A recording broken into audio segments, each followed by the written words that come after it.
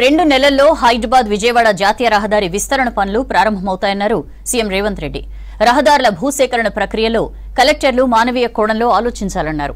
నిబంధనల ప్రకారం రైతులకు ఎక్కువ పరిహారం దక్కేలా చూడాలన్నారు. రహదారుల నిర్మాణంపై సుదీర్ఘంగా చర్చించిన రేవంత్ కీలక ఆదేశాలు జారీ చేశారు.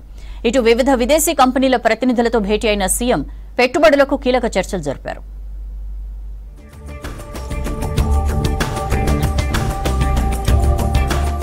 వరుస సమీక్షలతో సెక్రటేరియట్లో బిజీగా గడిపారు సీఎం రేవంత్ రెడ్డి. రహదారులపై సమీక్షలో అధికారులకు కీలక ఆదేశాలు జారీ చేశారు.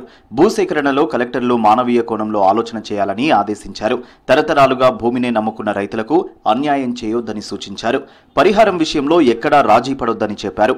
రైతులు నేరుగా కలెక్టర్లతో మాట్లాడాలని ఆదేశించారు సీఎం రేవంత్ రెడ్డి. విజయవాడ నాగపూర్ కారిడార్ భూసేకరణ వేగవంతం చేయాలన్న రేవంత్ రెడ్డి హైదరాబాద్ మన్నెగూడ రహదారి పనులు త్వరగా ప్రారంభించాలని ఆదేశించారు. విజయవాడ హైదరాబాద్ 6 లైన్ల రహదారి విస్తరణ పనులు 2 నెలల్లో ప్రారంభమవుతాయన్నారు రేవంత్ రెడ్డి.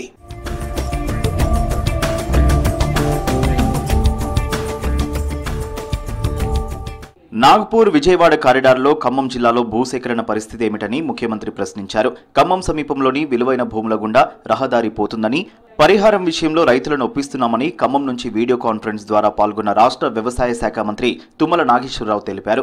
తల్లాడ దేవరపల్లి గ్రీన్ఫీల్డ్ రహదారి పనులు సాగుతున్నందున ప్రస్తుతం ఖమ్మం నుంచి అశ్వారావుపేట వరకు ఉన్న జాతీయ రహదారిని రాష్ట్ర రహదారిగా మార్చుకోవాలని ఎన్హెచ్ఏఐ అధికారులు సూచిస్తున్నారని, దానికి ఎట్టి పరిస్థితుల్లోనూ అంగీకరించవద్దని, జాతీయ రహదారిగానే దానిని కొనసాగించాలని మంత్రి తుమ్మల అభిప్రాయం వ్యక్తం చేశారు.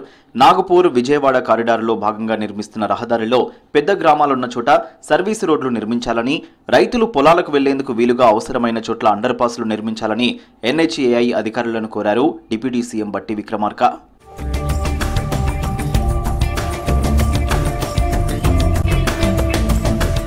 సచివాలయంలో international spirits and wines association of India ప్రతినిధులతో సమావేశమయ్యారు CM Revanth. Excise minister Jupally Krishna Rao, chief secretary Santhi Kumari, సంబంధిత అధికారులు ఈ భేటీలో పాల్గొన్నారు. రాష్ట్రంలో పెట్టుబడులు సహా ఇతర అంశాలపై చర్చించారు. హైదరాబాద్లో పెట్టుబడులు పెట్టాలని ఈ సందర్భంగా రేవంత్ రెడ్డి కోరారు. ప్రభుత్వం అన్ని విధాలుగా సహకరిస్తుందన్నారు. ఈజ్ ఆఫ్ డూయింగ్ బిజినెస్ ద్వారా పెట్టుబడిదారులకు మరింత మేలు చేస్తున్నామన్నారు రేవంత్ రెడ్డి.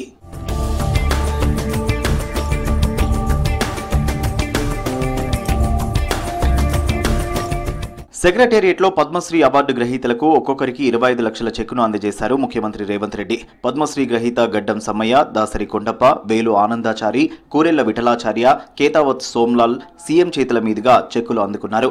ఈ సందర్భంగా ముఖ్యమంత్రి రేవంత్ రెడ్డికి ధన్యవాదాలు తెలిపారు. ఇటీవల వీరిని కేంద్ర ప్రభుత్వం పద్మశ్రీ అవార్డుతో గౌరవించింది.